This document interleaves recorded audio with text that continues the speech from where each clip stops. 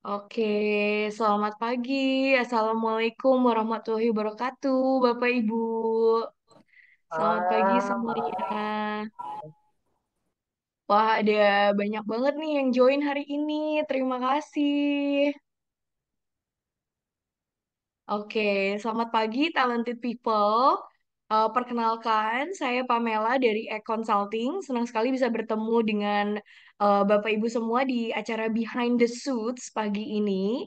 Jadi, Egg Consulting hadir sebagai partner untuk mendukung perkembangan individu demi akselerasi organisasi. Kami paham kondisi organisasi secara mendalam dan merancang solusi yang khusus dan tepat. Nah, di sesi Behind the Suits ini adalah sesi yang kita lakukan di setiap hari Jumat pagi. Kita biasanya akan membahas topik-topik yang memang sedang in dan happening now, supaya bisa memahami berbagai perspektif dan memberi solusi terbaik. Jadi, acara ini singkat, biasanya hanya 45 menit, namun super interaktif. Kita banyak akan ngobrol-ngobrol dengan tamu yang kece, seperti hari ini nanti akan saya perkenalkan. Jadi feel free di dalam sesinya untuk langsung mengetik pertanyaan atau ide atau komentar di kolom chat Zoom supaya kita bisa langsung bahas.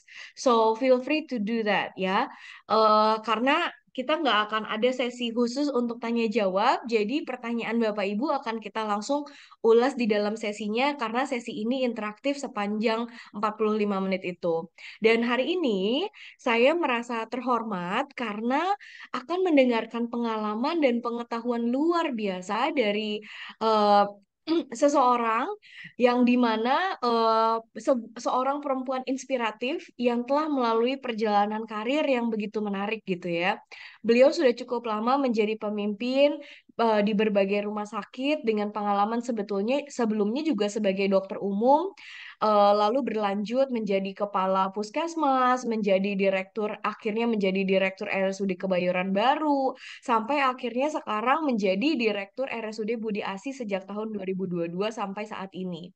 Nah, em, bayangkan bagaimana perjuangan dan dedikasi dari di sini kita ada dokter email dari mulai dokter umum sampai sekarang menjadi direktur rumah sakit daerah gitu ya. Welcome Dokter Friana Asmeli atau kita biasa panggil dokter email. Apa kabar dok? Assalamualaikum warahmatullahi wabarakatuh. Alhamdulillah, kabar baik. Luar biasa, Coach Pem. Apa kabar, Bapak Ibu semua? Selamat pagi.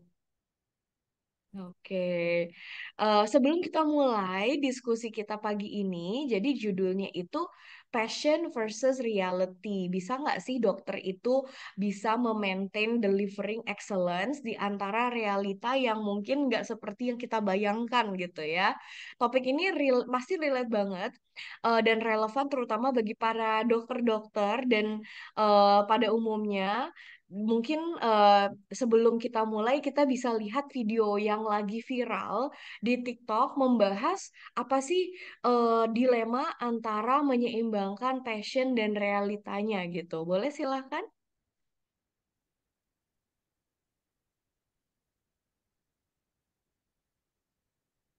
Enak ya kak jadi dokter, dokter itu nggak ada yang pengangguran. Ada, banyak, pada nggak punya TikTok aja. Gak mungkin dipamerin juga kan dia pengangguran. Gue tuh kemarin sempet bahas di IG gue kayak apakah Gen Z itu sekarang katanya banyak yang pengangguran. Dan termasuk ya dokter-dokter yang Gen Z juga. Dan terlepas dari profesi itu pekerjaannya menurut gue. Mungkin kalau ngomongin secara general, sesuatu yang menarik dari jawaban kayak semua yang pada DM dan jawab gue di IG. Banyak loh ternyata yang bilang itu salah Gen Z-nya sendiri. Karena Gen Z itu bisa dibilang generasi yang belagu.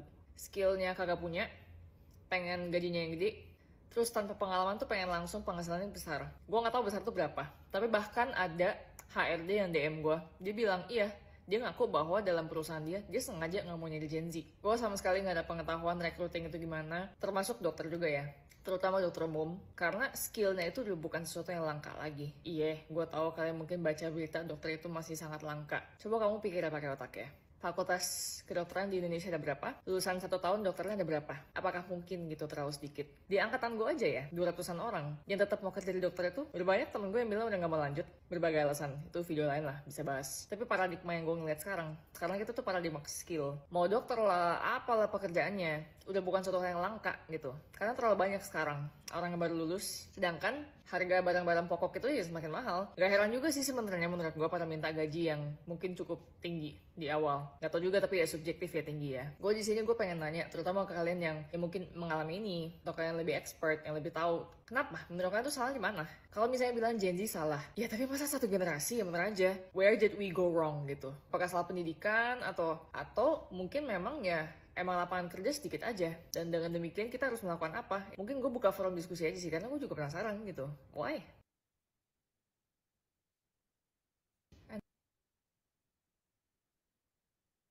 Membaca kisah Anda adalah pesan ibu Anda.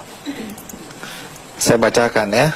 Intinya nih, jangan memeras orang kecil. Ada kalimat panjangnya. Apa kalimat panjangnya? Kalau kamu jadi dokter, jangan memeras orang kecil. Mereka akan bayar kamu, tapi mereka menangis di rumah karena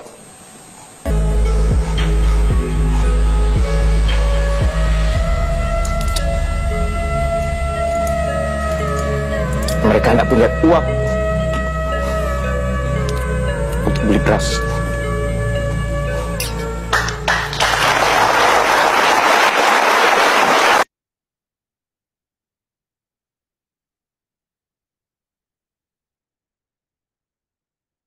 Nah, jadi menariknya tuh dari video tadi ternyata realitanya sebagai dokter nggak seindah yang mungkin orang-orang lihat gitu ya dari luar. Nah, ternyata di beberapa penelitian juga menyatakan bahwa beberapa mayoritas dari dokter umum merasa kurang puas dengan gaji yang diberikan. Jadi dari 59 responden, 52% menyatakan kurang puas, sedangkan kepuasan terhadap kompensasi baik dalam bentuk imbalan finansial maupun non-financial memadai dapat meningkatkan motivasi tenaga kerja kesehatan. Nah, itu salah satu yang menjadi pain point dan ternyata di research-nya pun mengatakan hal yang sama gitu, Dok. Nah, sekarang kita pengen lihat nih dari sudut pandang praktisi langsung gitu ya, yang dimana dokter email pastinya lebih paham situasi di lapangan. Berdasarkan pengalaman dokter email selama ini, bagaimana sih dokter mungkin menanggapi video tadi itu, Dok? Apalagi yang tentang Gen Z tadi gitu ya. Banyak Gen Z ternyata walaupun dikiranya dokter itu langka, tapi banyak Gen Z masih tetap pengangguran gitu. Mereka nganggur dan menjadi dokter seperti itu, dan sebetulnya kesulitan juga di lapangan gitu, Dok. Gimana, Dok? Kalau menurut dokter. Terima kasih Coach Pam. Memang sesuatu yang seperti kontradiktif antara passion dan reality, ekspektasi dan kenyataan begitu ya. Nah, setiap orang pasti punya ekspektasi pribadinya masing-masing begitu. Apabila Gen Z merasa demikian, sesungguhnya ada hal-hal yang bisa kita lakukan untuk kita berkontribusi positif sesungguhnya. Kalau dibilang lapangan kerjanya terbatas gitu, sesungguhnya amat luas gitu. Menjadi dokter itu kan sesungguhnya adalah panggilan hati, panggilan nurani tadinya. Tapi memang tidak semua yang panggilan nurani nih, Coach Pam. Ada juga yang pesanan orang tua begitu ya. Tapi Iya. pendidikan kedokteran itu sendiri sesungguhnya telah menyeleksi, sudah melakukan seleksi alamnya melalui proses pendidikan dokter. Pendidikan kedokteran sendiri itu juga membutuhkan waktu yang panjang, tidak sama seperti sarjana-sarjana lainnya. Jika sarjana lainnya bisa selesai 3,5 tahun atau 4 tahun begitu. Kalau di kedokteran sudah kita sarjana kan kita punya tempaan berikutnya berupa pendidikan praktek klinis yang masih di bawah bimbingan, jadi koas gitu. Baru sesudah itu kita bisa mengambil sumpah dokter. Kemudian setelah itu pun kita diwajibkan untuk saat ini gitu ya, kalau di zaman angkatan saya dahulu namanya PTT, pegawai tidak tetap. Jadi kita mendarma, sebelumnya lagi namanya WKS, kalau sekarang internship. Kalau sekarang itu sudah dapat SIP, kemudian berpraktek di bawah bimbingan dokter-dokter senior di fasilitas kesehatan, baik puskesmas maupun rumah sakit. Nah, itu pun membutuhkan waktu kurang lebih 1 tahun gitu. Kalau dulu sih 2 tahun. Kalau kita PTT atau WKS-nya di daerah terpencil atau daerah konflik seperti di Ambon, di Aceh dahulu kan daerah konflik ya, itu bisa 6 bulan gitu. Tapi sesudah kalau di tempat daerah biasa saja, kota-kota yang tidak terpencil, daerah tidak terpencil, tidak ada konflik gitu ya, tidak dalam situasi yang berperang gitu, itu bisa butuh waktu 2 tahun. Jadi sesungguhnya untuk menjadi seorang dokter itu sudah melalui proses-proses tempaan tadi gitu, tempaan otak, tempaan hati begitu ya, eh, tempaan mental begitu. Nah, lapangan kerjanya sesungguhnya juga banyak gitu. Kita bisa menjadi entrepreneur saat ini, atau kita bisa menjadi edukator. Di zaman saya dahulu bahkan sebenarnya banyak sekali tersebar klinik-klinik 24 jam tempat kita mendarabatikan. Nah, jadi tergantung bagaimana kita memposisikan diri kita dan bagaimana kita menempatkan ekspektasi kita tadi begitu. Jadi kita sendiri seharusnya yang mengadjust diri kita antara ekspektasi dan realita. Kan masalah itu kan munculnya apabila harapan tidak sesuai kenyataan. Itu prinsip sederhana ya, Coach Pem ya gitu. Jadi Hmm. agar itu tidak menjadi masalah seperti yang disampaikan salah satu Gen Z tadi, turunkan saja dahulu ekspektasinya. Kembali saja kepada suara hati pada saat menjadi dokter. Jikapun menjadi dokter pada saat itu terpaksa karena permintaan orang tua, kalau memang dari anaknya sendiri juga tidak mau, pasti tidak akan selesai. Gitu di sekitar saya banyak yang saya lihat seperti itu.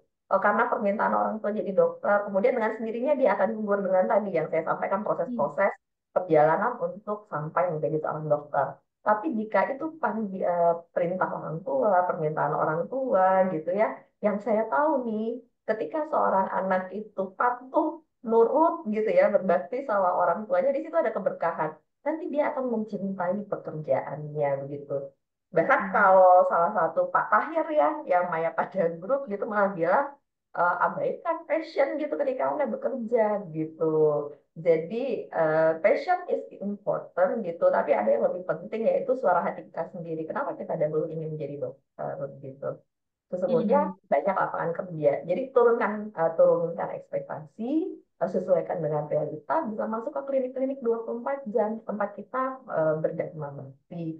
Atau kita punya kegiatan sosial misalnya. Saya pribadi dulu coach pen begitu jadi dokter. Kalau saya jaga klinik 24 jam, saya happy sekali begitu sudah jadi dapat gelar dokter. Wah, saya dapat NC, saya bisa berpraktek gitu ya. Saya sampai 7 kali 24 jam keliling dari satu klinik ke klinik lain karena begitu senangnya saya bisa mendeskripsikan ilmu saya langsung berpraktek dengan SIP pribadi saya. Kemudian saya menjadi dokter on-call PMI begitu ya di PMI Keramat dahulu gitu on-call. Itu saya sebelum sebelum dokter on-call PMI ya, saya dulu di kliniknya Jam Sostek itu yang di Gatot Subroto, tau nggak Coach Pen di berapa saya digaji? Hanya 600.000 pada saat itu gitu. Tapi saya happy sekali gitu karena itu dari jerih keringat saya sendiri bukan lagi dari pemberian orang tua saya. Kira-kira demikian Coach Pam.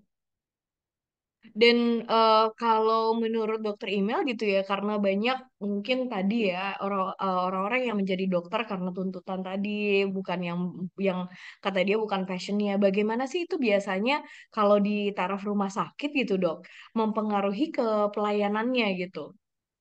Gimana Eh, dok? eh, untuk ketika beliau-beliau yang menjadi dokter itu karena perintah orang tua, keinginan orang tua, bukan dari hatinya sendiri, begitu ya.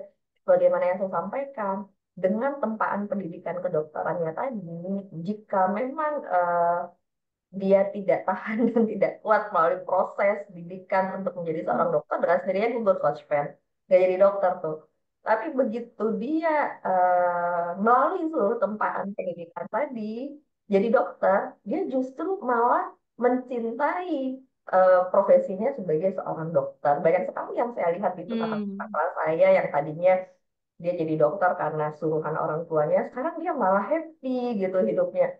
Wah, ternyata Hmm. benar ya nasihat orang tua saya dahulu gitu ya.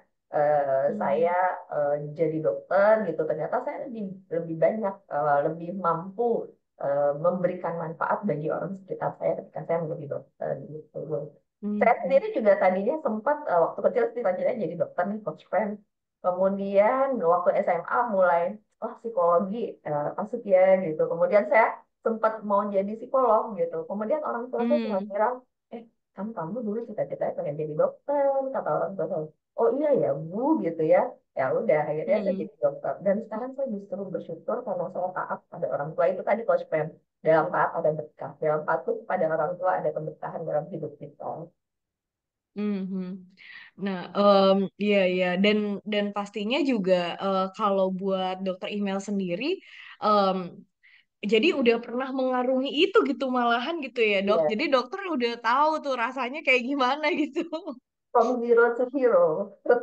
Mhm. Eh, Dan itu kalau menurut from dokter email, zero. em, dokter email lebih enjoy karena kan sebagai sekarang sekarang sebagai direktur rumah sakit gitu ya dok ya.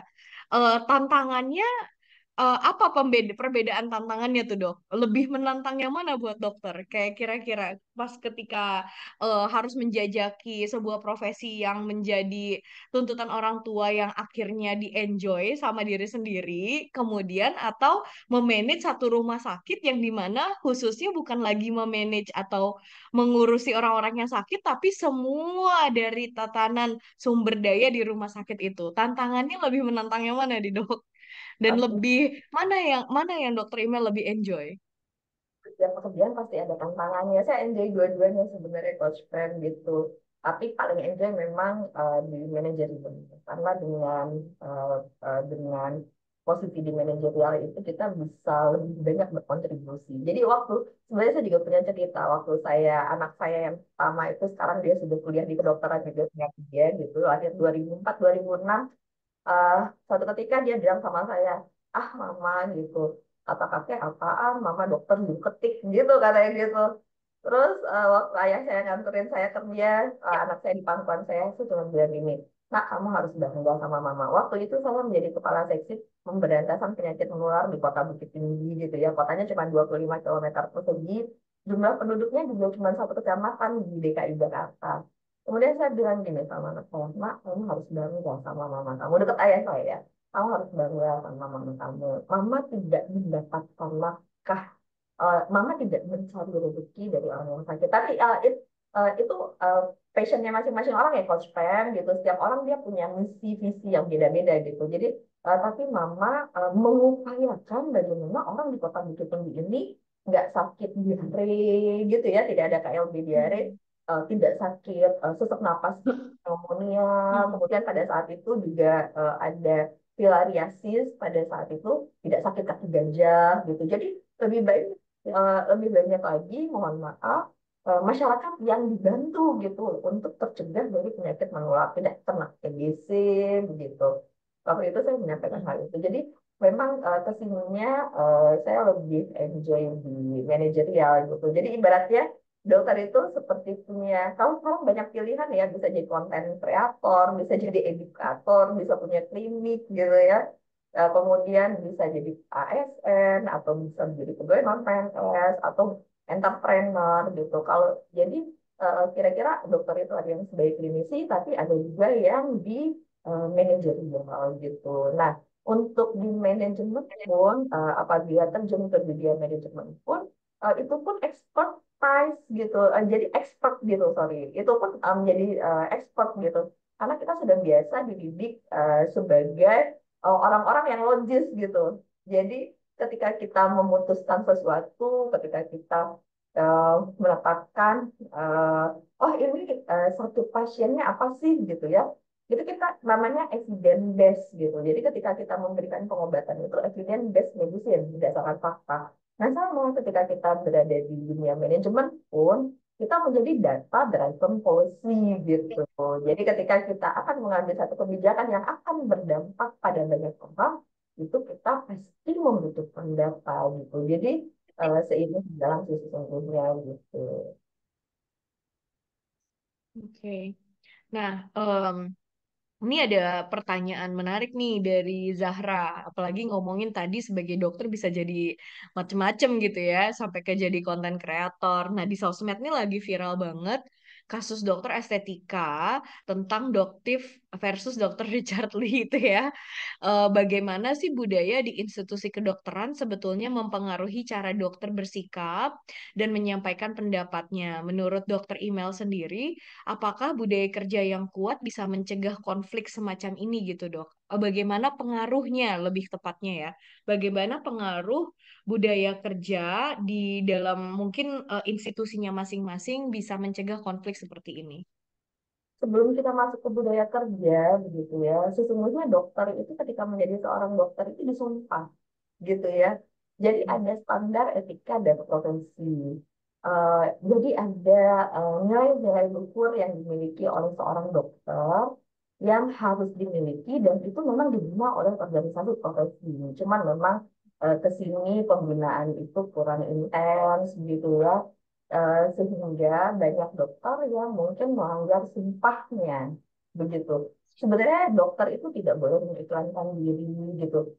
Kemudian di antara sumpahnya itu pun sebenarnya saya akan memperhatikan teman sejawat saya, keluarga teman sejawat saya, guru-guru saya, sebagaimana saya ingin perhatikan. Eh, Memang ke sini semakin terjadi degradasi atas penerapan dari etika profesi, sumpah dokter gitu ya. Nah, bagaimana budaya organisasi bisa membentengi itu, begitu. Nah, budaya organisasi itu kan memang sebenarnya untuk menjadi budaya itu kumpulan dari perilaku.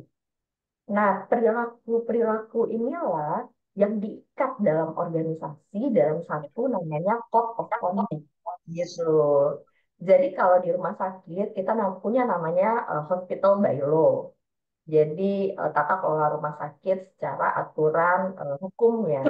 Kemudian di dalam hospital by law itu ada medical staff by law, nursing staff by law, begitu ya. Medical staff by law ya untuk tenaga medis. Tenaga medis itu adalah dokter umum, dokter gigi, dokter umum spesialis, mohon maaf, dokter spesialis, dan dokter gigi spesialis, demikian juga subspesialis.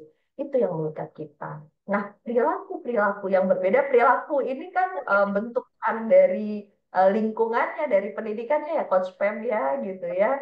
Dan perilaku itu kan kita nggak bisa bikin kayak ikan terbang gitu, atau burung berenang, kan enggak ya.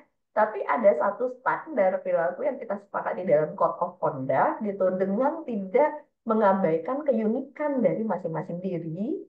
Kemudian kita jagalah perilaku itu sehingga tercipta satu budaya di organisasi itu. Jadi budaya organisasi itulah yang akan mengikat etika seorang dokter dalam menjalankan profesinya. Mhm. Ya, ya.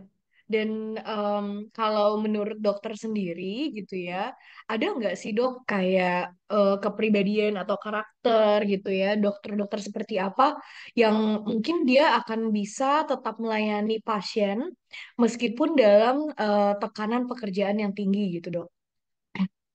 Seluruh dokter mampu, sangat mampu sesungguhnya melayani pasien di tengah tekanan beban Hmm. pekerjaan yang tinggi. Tapi kembali kan ya Coach Pem ya, dokter itu Ya. kan juga human, manusia gitu. Hmm. Nah, kecerdasan emosional masing-masing orang itu kan beda-beda ya Coach, Bapak Ibu semua gitu ya. Kita tahu Hmm. rumusannya, hanya 15% orang pintar yang sukses. Tapi 85% orang sukses itu adalah orang yang cerdas secara emosional. Jadi IQ itu hanya 15%, EQ 85%. Rescue banget ya gitu karena memang itu faktanya, fakta dari hasil sebuah penelitian begitu. Jadi 85%. Nah, eh, dan kalau di dalam 100% kumpulan orang, kurang lebih 10 sampai 15% orang itu bermasalah gitu. Jadi kira-kira ya seperti itu juga lah dokter gitu dalam komunitas itu mungkin ada barangkali 10% yang punya emotional question yang tidak tinggi begitu ya. Sehingga mungkin di dalam masyarakat ada yang yang apa bertemu dengan dokter yang mungkin dokternya tidak mampu melakukan self control bisa saja begitu. Memang cukup tinggi pressure dalam menjalankan profesi sebagai dokter karena ekspektasi masyarakat pun tinggi Coach Pen. Gitu ekspektasi dan pengetahuan masyarakat terkait kesehatan pun belum tinggi sehingga disitulah ada potensi konflik begitu. Nah, eh, memang kalau kami sendiri di RSUD Budi Asi saat ini kami punya Dinas Kesehatan Provinsi DKI sendiri sebenarnya punya namanya hospitality, tools hospitality. Jadi Hmm. standar grooming, standar attitude, jajaran dinas kesehatan seperti apa yang di RSUD Budi Asi itu kita akselerasi sepanjang tahun 2024 kemarin melalui Agent of Change Hospitality.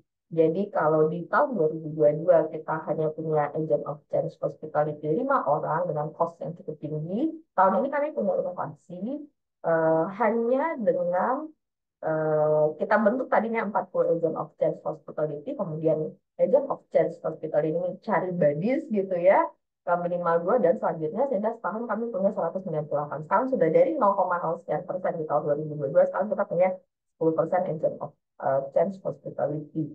Dengan cara itulah kami membangun kesabaran emosional quotient kolektif di organisasinya kami agar kita saling menguatkan satu sama lain karena ternyata banyak luka batin nih coach Pam gitu dari hasil proses interaksi kami 1 tahun dibantu oleh pihak eksternal konsultan eksternal begitu ya. Eh, itu ternyata ada luka batin di dalam masing-masing pribadi itu. Kemudian itu kita treatment, kita lagi treatment, kemudian kita coba bangun kesadaran kolektif bersama untuk hospitality ini. Sehingga kita saling gandengan hati. Jadi contoh sederhananya satu ketika di IGD gitu. Biasanya kalau udah di IGD itu emosional banget tuh Coach Fem. Tekanannya tinggi ya. Karena kan masyarakat kan ekspektasinya itu kalau ke IGD pasti diobatin nggak kena biaya gitu. Sedangkan BPJS sekarang enggak. Kan mungkin bisa lihat ya video-video viralnya gitu ya, bahwa oh kalau nggak sesak napas banget, nggak serangan jantung gitu, eh, nggak akan cepat apa nggak ditanggung sama BPJS gitu. Oh kalau cuma batuk pilek ke IGD bayar kan gitu ya. Nah sehingga banyak masyarakat yang ekspektasinya ke IGD nggak bayar, disuruh bayar jadi marah gitu. Nah, alhamdulillah dengan treatment dari pihak ketiga kita gitu ya. Kemudian di tim IGD, padahal pada saat itu ada pasien yang harus mereka tangani yang gagal nafas. Di saat yang bersamaan ada pasien yang sebenarnya nanti aja ditangani gitu. Karena memang tidak menuju arah kematian, mohon maaf gitu ya, nggak harus segera ditolong, tidak kegawat daruratan gitu ya. Nah, marah tuh, apalagi merasa tetangga belakangnya RS di Asi orang kemudian merasa, oh ini kan rumah sakit saya gitu ya. Tapi kok anak-anak tuh tinggi jadi kita ketika kita buka CCTV itu tenang menghadapi itu.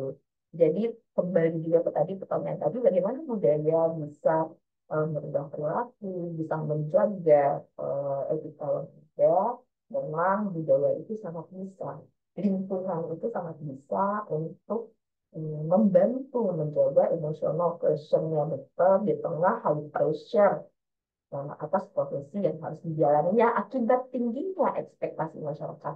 Padahal dokter itu bukan penyembuh loh, yang menyembuhkan sakit itu kan Allah ya, Coach Pam dan teman-teman semua.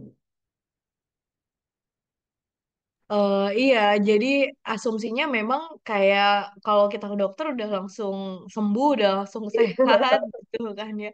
Itu sebuah tanggung jawab besar gitu untuk si para dokter ya dok ya. Dan makanya nggak heran kalau misalkan dokter bilang di dalam tekanan tinggi, kemudian ternyata kok banyak luka batin gitu yang dirasakan gitu ya oleh oleh para dokter-dokter karena tuntutan masyarakat yang begitu tinggi. Ini seru banget sebetulnya nih di chat juga ada yang jawab terkait yang tadi tentang viral. Seperti kata dokter email, dalam setiap hal atau kasus mestinya evidence based, selalu berdasarkan bukti, data dan fakta.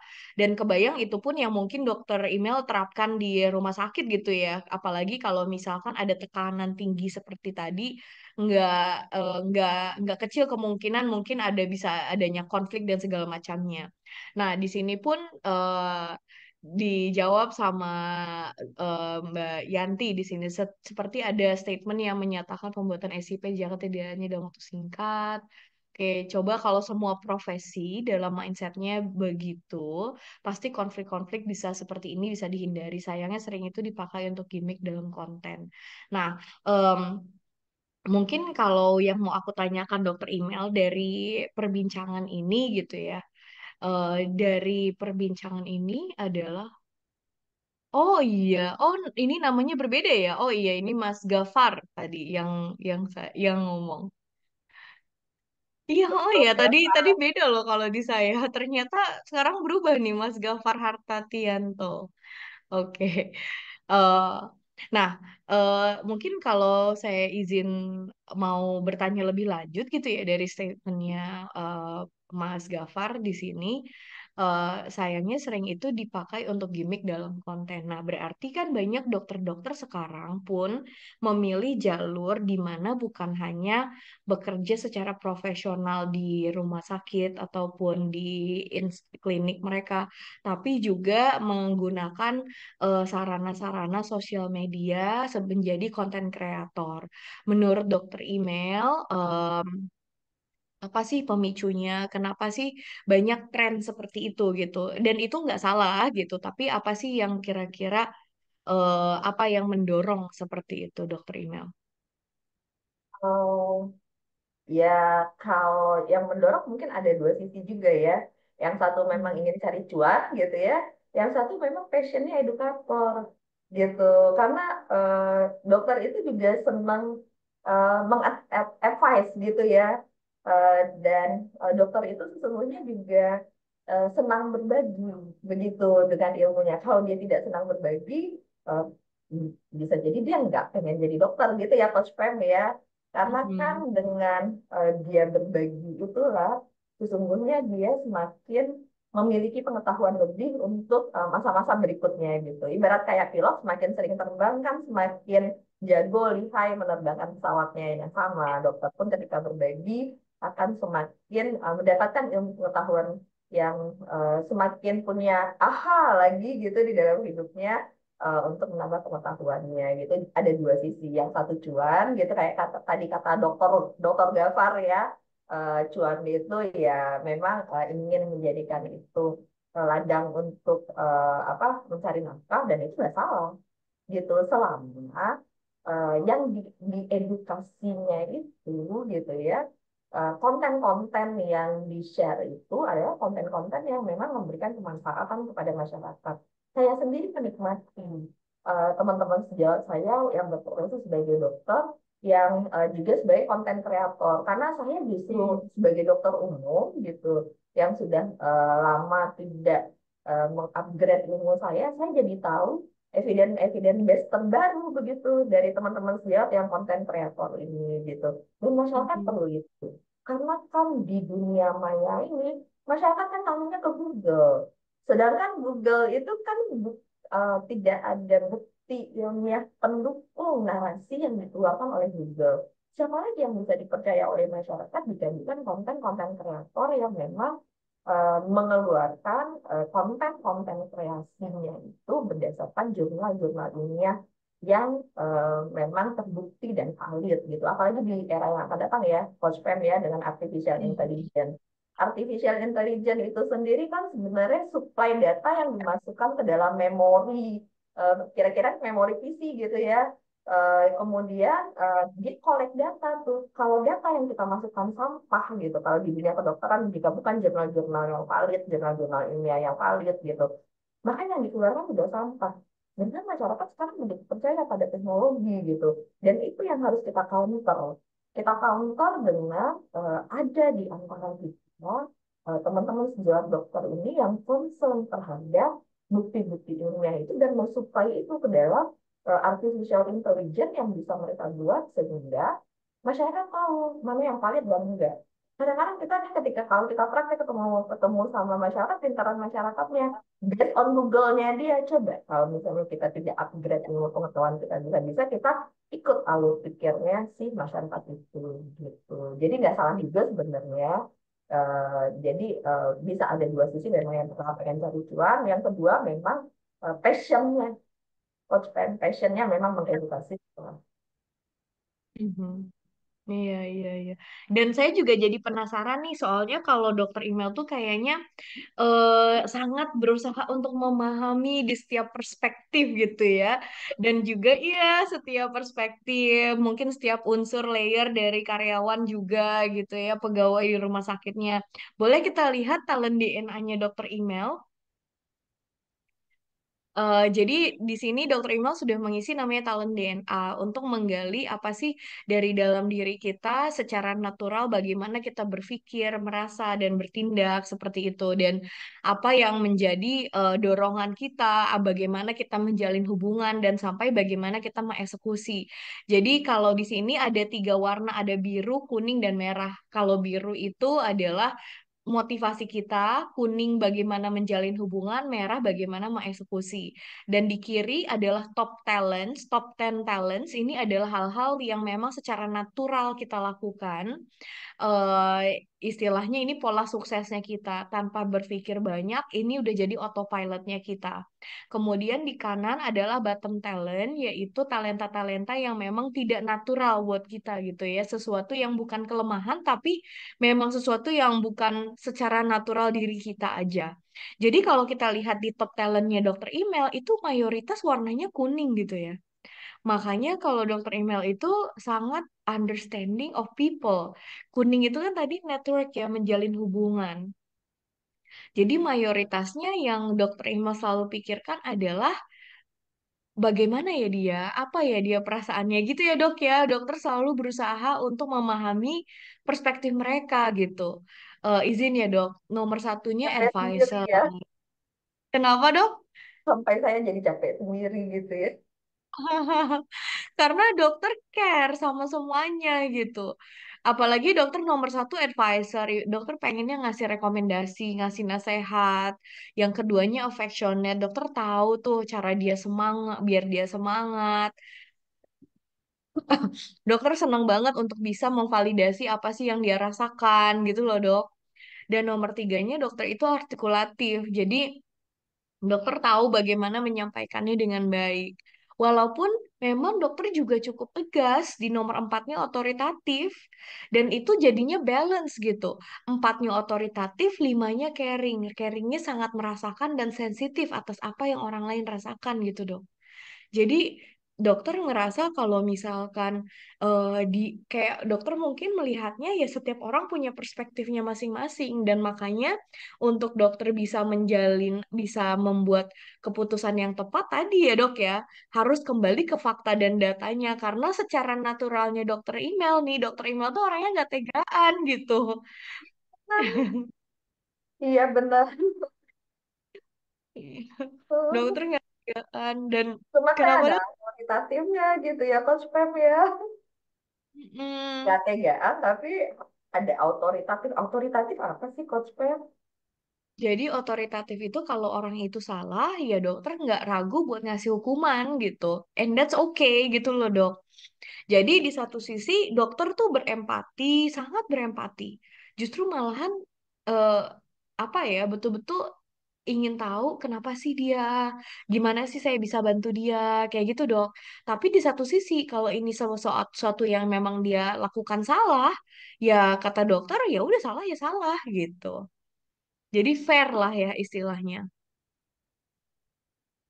Dan dokter email itu kolaborator. Jadi dengan kolaborator itu dokter selalu tahu siapa sih yang kelewat nih. Jangan sampai saya ketinggalan seseorang nih gitu. Memastikan semuanya is on the boat with us seperti itu. Dan juga convincing. Jadi kalau misalkan ini sesuatu ide yang memang sudah apa ya, dokter email rasa ini bagus, dokter email akan memperjuangkan itu.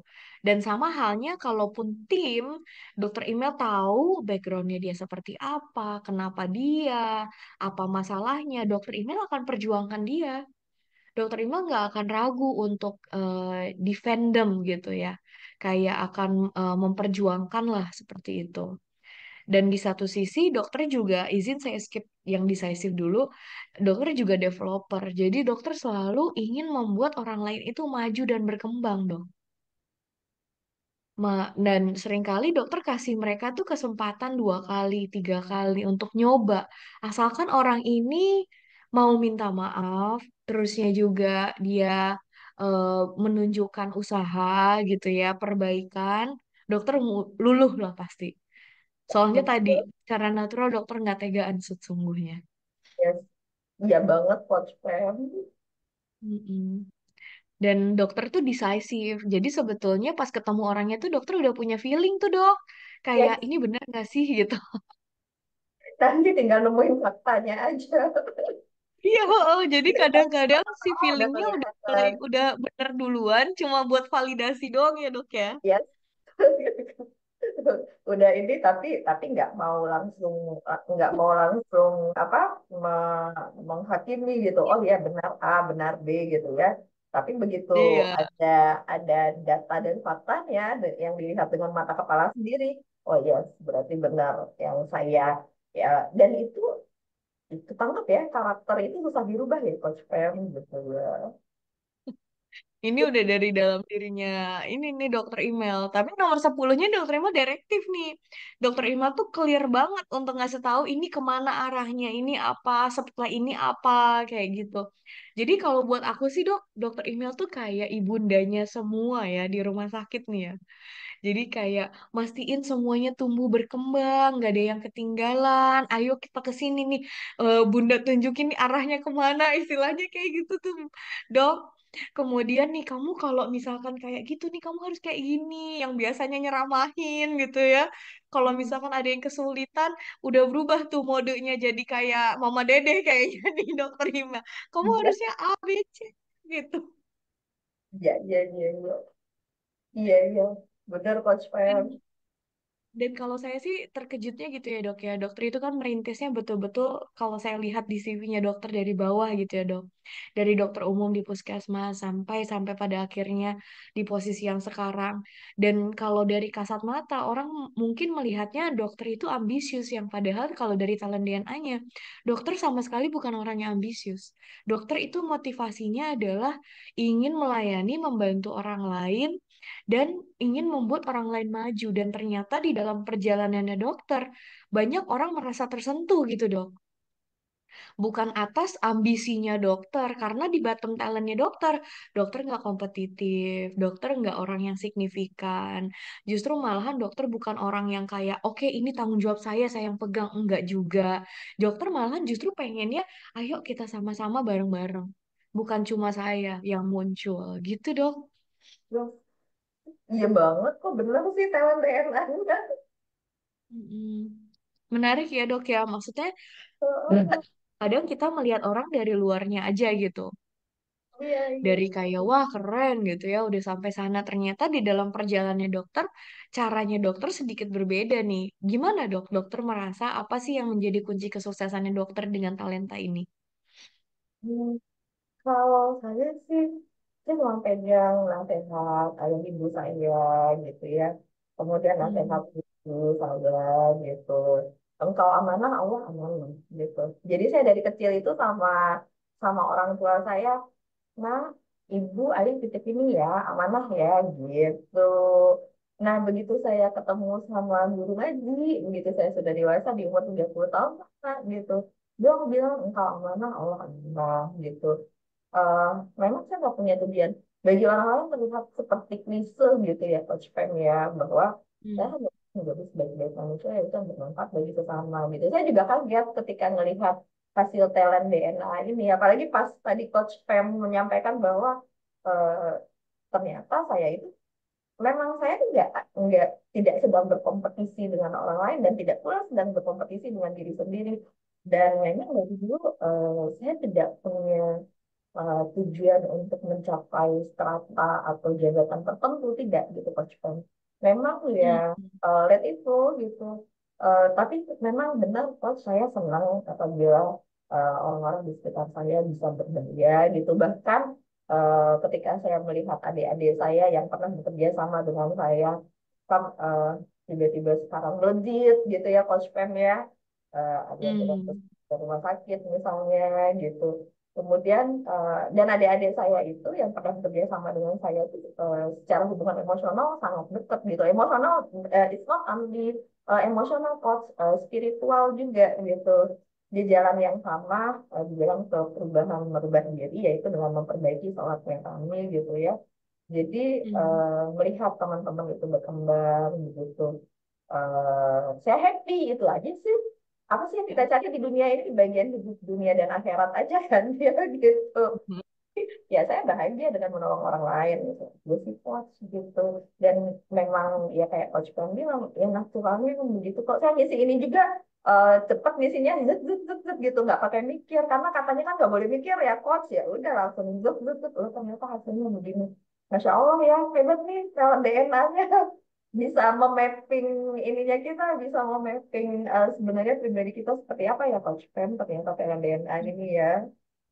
Iya, dan sekarang juga kita punya kabar gembira nih dok, bahwa dari talent DNA ini bukan hanya kita pakai untuk pribadi kita, bagaimana kita melihat diri kita, tapi dari talent DNA sekarang kita pun bisa memetakan orang yang tepat di posisi yang tepat. Jadi saya terbayang kalau misalkan saya punya dokter gitu ya, seperti dokter email, dari awal saya akan taruh dokter email itu di paling depan, di front line gitu ya, untuk betul-betul berinteraksi sama pasien yang membutuhkan care yang khusus gitu dok, untuk kayak betul-betul dilayani, mungkin juga pasien-pasien yang VIP seperti itu. Jadi dari talent DNA sekarang kita juga bisa untuk memetakan orang yang tepat di tempat yang tepat, sampai kita bisa mengcloning gitu ya, siapa sih dokter email selanjutnya gitu. Dengan talenta yang seperti ini, siapa sih di antara populasi saya yang juga punya talenta seperti ini? Izin saya tunjukkan seperti apa, boleh ya dok ya? Sebentar saja. Ya, Oke, ya. silakan. Silakan, Acel.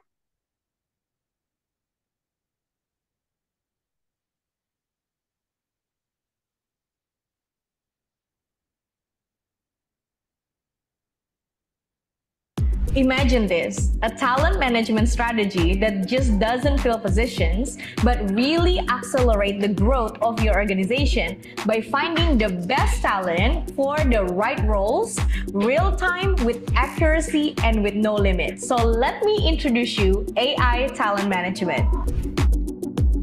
Welcome to AI Talent Finder, part of AI Talent Management to help you find the best talent and put them in the right place.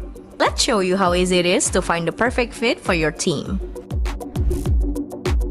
First, import your employee data with just one click. No hassle, no fuss, your data is ready to work for you. Next, request LiveTools Talent DNA to be sent to employees who have not filled it out. This is where the magic happens to uncover your team's hidden strengths. Each team member will receive their assessment link via email. They can complete it at their convenience. Now let's set up the job role. Simply pick the skills and competency you need, tailor it to match your exact requirements, quick and easy.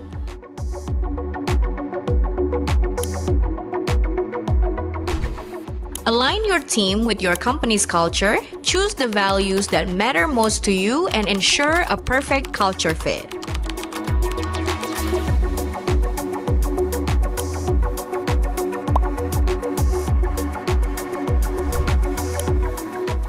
Now, let's start finding your ideal candidates. Here's how AI Talent Finder makes it effortless.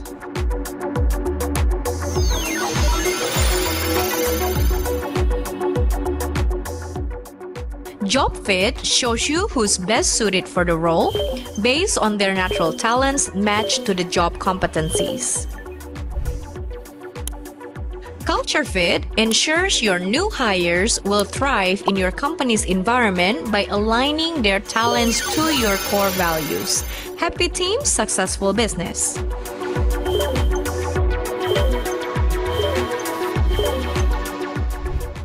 Looking for specific talents? Find by Talent DNA pinpoints exactly what you need.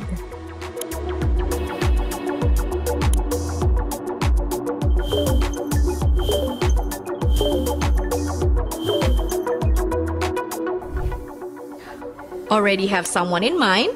Find by name will allows you to see individuals' talents, personalized job recommendations, and development suggestions.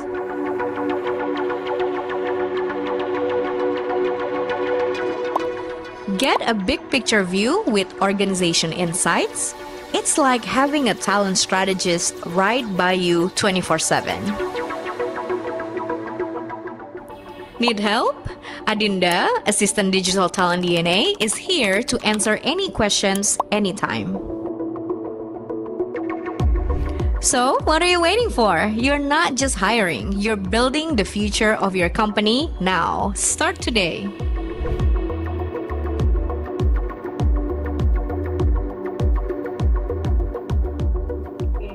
So that's a little bit dari perkembangan dari talent DNA itu Dokter Email mohon doanya dan mohon dukungannya juga Dokter Email kita berusaha untuk bisa membantu banyak rumah sakit di luar sana bisa memetakan orang-orang yang paling tepat di tempat yang tepat dan para leader juga jadi tahu siapa suksesor mereka gitu dok. Secara lebih real time yang tadinya mungkin menggunakan assessment yang lama dan analisa yang lama sampai berminggu-minggu untuk satu orang, tapi sekarang kita perpendek yang biasanya 3 bulan kita nunggu hasilnya, sekarang hanya sepersekian detik tadi real time seperti itu, Dok. Keren. Jadi kalau untuk Bapak Ibu yang tertarik bisa scan QR berikut. Dan kalau dari saya sih itu sebagai penutup di sesi hari ini dan sebagai kata-kata akhir boleh saya minta dokter email untuk share tips-tips untuk para dokter-dokter di luar sana bagaimana bisa menyeimbangkan antara tekanan tinggi kemudian realita yang nggak gitu banget, bagaimana kita bisa tetap memberikan pelayanan yang excellent kepada para pasien-pasien kita dan juga membentuk organisasi yang sehat seperti itu, Dokter Email. Silahkan. Terima kasih. Assalamualaikum warahmatullahi wabarakatuh kepada teman-teman sejawat dokter yang tersebar di seantero bumi pertiwi Indonesia maupun barangkali di dunia yang sebegitu luasnya. Selamat berkarya dan di tengah passion, kontra, mungkin dengan reality, ekspektasi, dengan kenyataan yang bisa kenyataan melebihi ekspektasi atau lebih rendah dari ekspektasi hanya satu sih yang perlu kita miliki, yaitu kembali saja kepada hati nurani kita. Kembali saja kepada jati dirinya kita. Kenapa dahulu kita memilih profesi sebagai dokter? Bukankah kita ingin mengabdi kepada Allah, Sang Pencipta kita? Bukankah kita ingin mengeluarkan suara hati di dalam diri kita? Suara hati penuh kasih sayang, Rahman dan Rahimnya Allah. Suara hati panggilan jiwa kita untuk membantu meringankan rasa atau beban, membantu menemukan sakit yang mungkin diderita oleh orang-orang di sekitar kita. Baik itu pendekatan personal sebagai klinisi ataupun pendekatan secara masif atau massal kepada banyak masyarakat yang kita tangani melalui dunia manajemen dan dengan seluruh tempatan pendidikan yang sudah kita alami pasti kita pun mampu melalui tempaan di dunia pekerjaan. Pekerjaan itu bukan sekedar cari cuan, pekerjaan itu adalah tempat kita mengabdi, tempat kita membahagiakan diri kita sendiri, karena kita mampu memenuhi panggilan jiwa kita, panggilan suara hati kita yang telah built-in, yang telah dibuild-kan oleh Allah Sang Maha Kuasa. Terima kasih. Assalamualaikum warahmatullahi wabarakatuh. Oke, terima kasih banyak Dokter Email atas waktunya dan juga obrolan yang seru pagi hari ini. Banyak banget ilmu-ilmu yang tadi sudah kita ini ya sudah di-share oleh Dokter Email meskipun obrolannya harus kita akhiri dan gak nyangka ini sebetulnya sudah 1 jam. Semoga Dokter Email nggak bosan ya untuk kita undang di acara-acara webinar lainnya oleh kita. Dan juga untuk Bapak Ibu yang sudah hadir, terima kasih banyak. Semoga ini juga bisa menjadi ilmu yang bermanfaat bagi kita semua. Dan sampai ketemu di sesi Behind the Suit minggu depan, di Jumat depan. See you, talented people. Have a great rest of the day. Terima kasih. Assalamualaikum warahmatullahi wabarakatuh. Sehat-sehat, Coach Pem, Bapak Ibu semua. Mohon izin pamit. Assalamualaikum. Waalaikumsalam warahmatullahi wabarakatuh. Terima kasih.